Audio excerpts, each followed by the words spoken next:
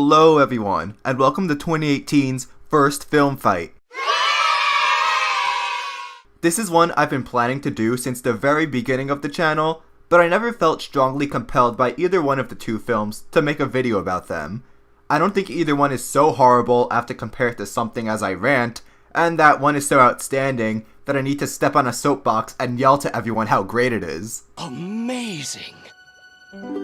I've got to tell someone about this! Hey all you people, hey all you people, hey all you people, won't you listen to me? So, for the entirety of last year, I brushed this episode to the side, but then I started taking a closer look at the history of these two animations and the drama between Pixar and Dreamworks leading up to their releases less than 2 months apart. Today, we live in a world full of CGI animated movies, but back in 1998, there were only 3. In order of release, they're Toy Story, Antz, and A Bug's Life. That means if you wanted to watch one of these, you had only one option that wasn't about a social outcast ant who questions the colony's policies and takes a stand for change while simultaneously trying to win the affections of the princess who's rising to the position of queen. So what was it about 1998 that made animation studios really want to corner the ant market? Well, the story begins with one man, by the name of Jeff Katzenberg. You may not recognize his name, but he was an influential chairman at Walt Disney Studios from 1984 to 1994, and is often credited with the Disney Renaissance. You know, when Disney actually started to get good. Katzenberg produced some of the timeless Disney classics that we know today, such as The Little Mermaid, Beauty and the Beast, Aladdin, and The Lion King. When the position of president opened up at Disney, a prideful Katzenberg was denied the position, causing him to leave the company and co-found Dreamworks. You are on this council, but we do not grant you the rank of master. What? At the same time, in the mid-1990s, the up-and-coming animation studio, Pixar, spearheaded by John Lasseter, was about to release its first feature-length animation, Toy Story. Lasseter, so excited about how Toy Story would revolutionize the entire animation industry, began bouncing more of his ideas to his friend Katzenberg. The next big project for Pixar was a movie about ants called A Bug's Life. After 1995's Toy Story was as earth-shattering as Lasseter hoped, it was announced that Dreamworks began working on a new, fully computer-animated movie, Antz. Despite Katzenberg's insistence that Dreamworks came up with the idea themselves, it was obvious that they just stole Pixar's idea. The story gets even more crazy when it comes to the release dates. A Bug's Life was scheduled to hit the theaters in December of '98, and Antz in the spring of '99. But in order to one-up Pixar, Dreamworks rushed production on the project, even possibly giving cash incentives to hurry it along. Antz's release got pushed up to October of '98, 2 months before A Bug's Life. To compete with Dreamworks, Pixar also sped up production and put out their movie by November, still over a month after Antz. After both animations were released, there was no huge consensus on which one was actually better. A Bug's Life grossed more and was better received by audiences, but the jury's still out when it comes to the critics. So that's what we'll decide today. Which ant movie is superior? And before anyone asks, yes, I've seen the 2008 release Ant Bully. After witnessing this... Oh, please wipe my little bottom for me. Wipe me. Oh, please. Wipe me. I went straight for the eye bleach, so that one's not even up for discussion. Okay, now that that's out of the way, let's see which animation's the best, Antz or A Bug's Life.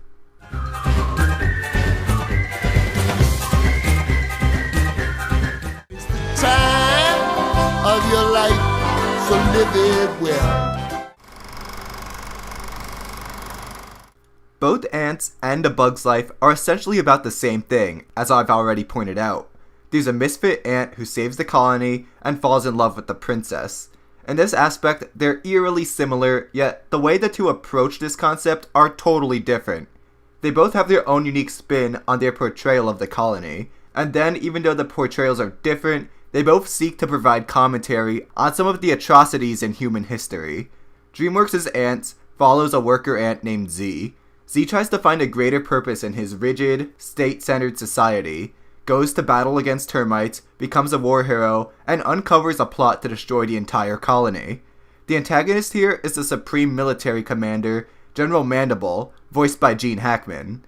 Instead of trying to kill Superman and raising the land value of the West Coast, his master plan here is to flood the entire mound, killing everyone in the colony besides his army and the Princess Bala. Him and Bala will then start their own colony, genetically superior to the old one. I'm assuming you caught that. Antz, a kids movie with cute little insects, is about a leader rising up in a fascist state in which individual liberties are tossed aside to support the totalitarian state, and this leader attempts mass genocide in order to create a racially pure society. Yeah, I wasn't joking when I said that these films were about serious atrocities. This is literally a movie about Hitler and the Holocaust. I'm pretty certain I don't have to explain Hitler and his ambitions, but maybe there's someone out there who doesn't actually know who Hitler is. So the Nazis rose to power in Germany's Weimar Republic during the late 1920s and early 30s. Once declared Chancellor of Germany, Hitler used his power to silence political opponents such as communists, capitalists, Jews, and pretty much anyone who spoke out against his regime. Hitler also wanted to create an ethnically homogeneous society comprised of who he referred to as Aryans by unifying Europe under Nazi control and murdering Jews, Gypsies, Slavs, and the disabled in a policy called Lebensraum. In his ethnic cleansing purge, Hitler killed about 11 million people, including about 6 million Jews, in extremely horrifying ways. And yeah, who would have guessed that in a video about 2 animated movies about bugs, I'd be describing the Holocaust? Antz warns us about the dangers of big government and how it'll inevitably take control of its citizens and exploit them for the good of the state, often with a blatant disregard for their lives. So, that's interesting. A Bug's Life, on the other hand, is about an ant colony that is forced to pay tribute to a group of grasshoppers every summer. The main protagonist, Flick, accidentally destroys all the food the ants had for them, so the grasshoppers force them to pick twice as much food before the end of fall. Instead of doing so, the ants devise a plan to hire mercenaries and build a large mechanical bird to scare them off. At first glance, it may sound like a fun family film about ants uniting together to fight off the meanies, but then you realize that this is certainly referencing another horrible world event that even rivals the Holocaust: European colonialism. Sorry, did you think depressing history lessons were over? Well, grab your Tide Pods and let's make this even more depressing. From the early 1500s all the way till the aftermath of World War II, much of the world was dominated by primarily European empires. For pretty much all of history until the mid-20th century, the main political body was the empire. It was in the Middle East, in the Far East, in Africa, in Europe, the empire. But it wasn't until the European nations came to prominence on a global stage did we get examples of what we see in A Bug's Life. A small group of very powerful individuals exercise control over the much more numerous yet weaker ants and exploit them for their resources, which in this case are the seeds they eat. The grasshoppers then take the seeds and bring them back to their homes. There are many examples of this happening around the world in which the European powers subjected different groups, took their resources, and brought them back to their homeland to manufacture and sell. One of the many examples would be silver in Latin America. The Spanish conquered and settled much of Central and South America in the 1500s and took control of the different American Indian groups there. Many Indian villages were forced to pay tribute to local Spaniards and work for them in encomiendas. Indians were also forced to mine silver, which would then be sent back to Spain in trade ships annually. With the spread of old world diseases such as smallpox and scarlet fever, along with their enslavement by the Spanish, a whopping 90% of the Indian population was wiped out.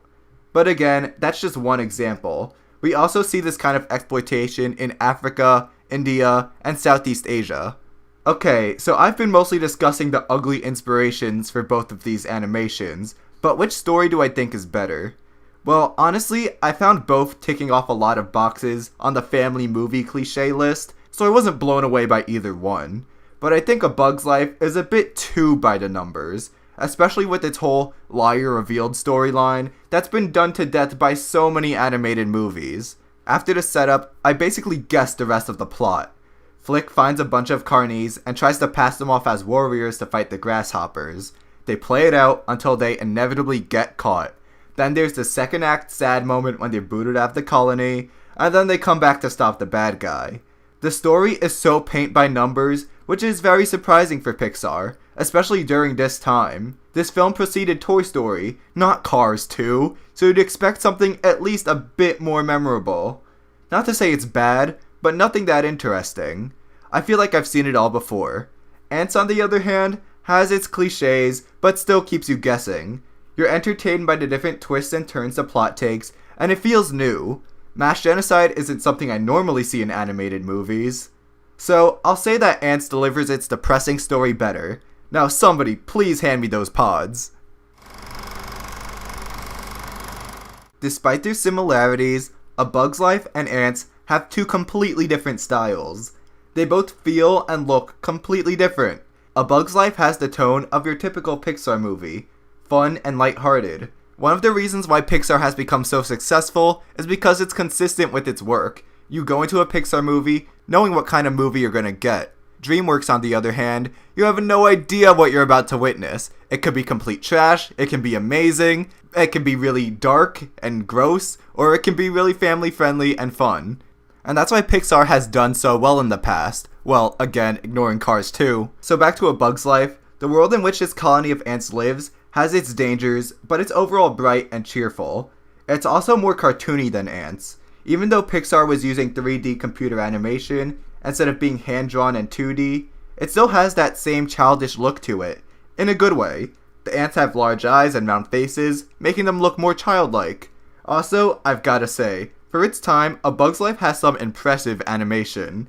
This was 20 years ago, yet it still looks like something I'd watch today.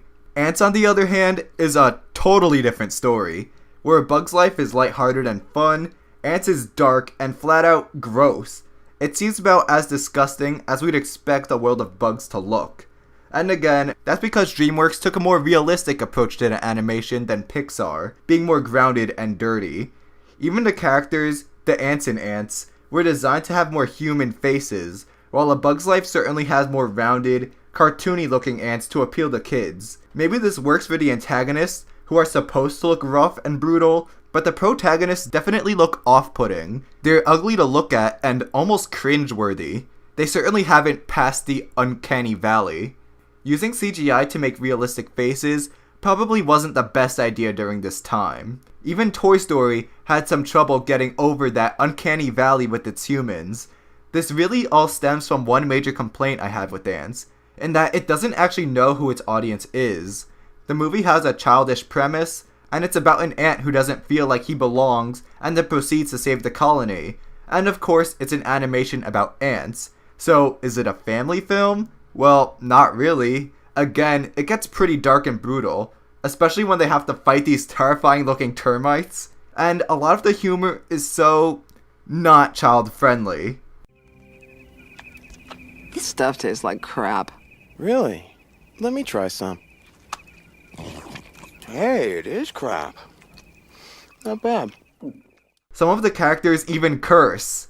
This is an example of a movie that tries to appeal to everyone. And this is where I bring up the timeless Neapolitan ice cream example. When you try so hard to appeal to everyone, it just winds up a disgusting mess that appeals to no one.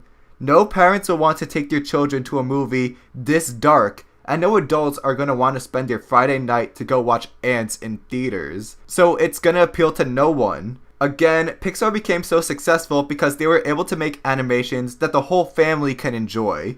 Not by sending mixed messages that target one individual focus group at a time, but by being family friendly, wholesome entertainment with clever themes and ideas. So the movies grow up with you. Kids can appreciate the animation, the humor, and the fun, while adults, also enjoying those things, can discuss the big ideas like big business exploiting certain groups for profit, individual talent and achievement, aging and mortality. This is probably where Antz gets squashed the hardest, because so many problems seem to stem from this. But on a more positive note, Antz certainly does take advantage of the fact that they're, well, ants, and gets very creative with the concept. A legendary utopia is a trash bin, snow angels are made on a powdered donut, a magnifying glass serving as a giant death ray from above, and humans are portrayed as these giant behemoths. The last shot in particular shows how different their perspective is when we see different parts of their vast world, seemingly only a short human walk away from each other in Central Park. It kinda sucks that the posters and cover give that part away, but it was all cleverly done in the movie. Even with that being said, Pixar clearly achieved a better style that knows who it's targeting. When it comes to the characters, both Antz and A Bug's Life are pretty alright. Again, you've seen both of them 1,000 times before, so you're not blown away, and now I'm guessing whether or not I should even talk about them, because we've seen them 1,000 times before. Although I can't help but enjoy seeing Sylvester Stallone's character in Antz, a jacked warrior ant named Weaver, the main protagonist Z is basically just Gene from the Emoji Movie, your average Joe who feels like they don't belong in a society and ends up changing it in the end. It's a tale about your everyman becoming a revolutionary that you've seen over and over. Z doesn't fit in, finds the fascist, state-run conformist society to be tedious, and becomes a hero who gives the ants the liberty to live the lives they want to live. But this average ant isn't even that likable. His voice work by Woody Allen is kind of annoying. He's awkward in a dumb way, and he makes stupid choices. Look, I know that movies want to inspire kids to change the world and help push society in the right direction, but one generation later, and look where we are now. The characters are certainly well acted for the most part, but you're not going to feel all that attached to your protagonists. The two best are literally Rocky and Ant Hitler. Flick in A Bug's Life is the inventor whose inventions always cause more harm than good, and he's also the village idiot who ruins everything. Wow, 2 cliches in one? That's extra credit. He also takes a page straight out of Mulan and the speech about the blossom that hasn't bloomed yet, and gives a speech about a tiny seed becoming a great tree. At this point, it seems like the movie's having a contest with the Emoji Movie to see how many ideas can be repeated or stolen in 1 hour-and-a-half long movie. By the way, easily the best movie of 2017, let's be honest. And once again, you get the character that tries to pass off a big lie to people he cares about, and then inevitably gets caught at the end of the second act. So I would just flick this guy away. Although neither one of them are unique in the slightest, I'm gonna toss this to A Bug's Life. At the very least, Flick was kinda likable. I didn't want to rip my ears off at the sound of his voice. Okay, let's be honest, Gene is the real winner here. Just the way he was able to break the norm of only making one face. Perfect. Well, this was a depressing one. The choices basically boil down to colonialism and the exploitation of indigenous groups, and the Nazis. So, which one's better? Well, some of the European colonies were controlled for hundreds of years, while Hitler couldn't keep his stuff together for a decade. Okay, just kidding. Now, 20 years later, I'm going to put this old rivalry to rest. Who was able to make a better ant movie? Dreamworks or Pixar? And the better insect movie is... A Bug's Life. And how can it not be? We're talking about Pixar versus Dreamworks. Pixar versus Dreamworks. Okay, I'll give you that. And that. Okay, well, this is old Pixar. It's different. The deciding factor here is that A Bug's Life knows exactly what it is and what it wants to be. It's silly, cartoony, and enjoyable for the whole family. Antz, on the other hand, has no idea who it's aimed towards. It has a childish premise and characters that seem to appeal to children, yet at the same time has cursing and horrific imagery and adult jokes. Yeah, cause nothing says kids movie like sexual jokes and genocide. But at the same time, Antz is nothing like Sausage Party, which is clearly aimed at an adult audience. So it's left up in the air who would actually enjoy this movie. Antz also is just unpleasant to look at. So if I was forced by captors to choose one ant-related animation to watch over and over again for the rest of my life, I'd have to go with A Bug's Life. Even though a lot of it is typical and overused tropes, there's still certainly enjoyment to be had with it. Even though DreamWorks lost this round between insect movies, in 2007 they'll certainly pull ahead with the greatest movie ever made. And that concludes this episode of Film Fights. Remember, if you enjoyed this episode, to please leave a like and subscribe. See you next week.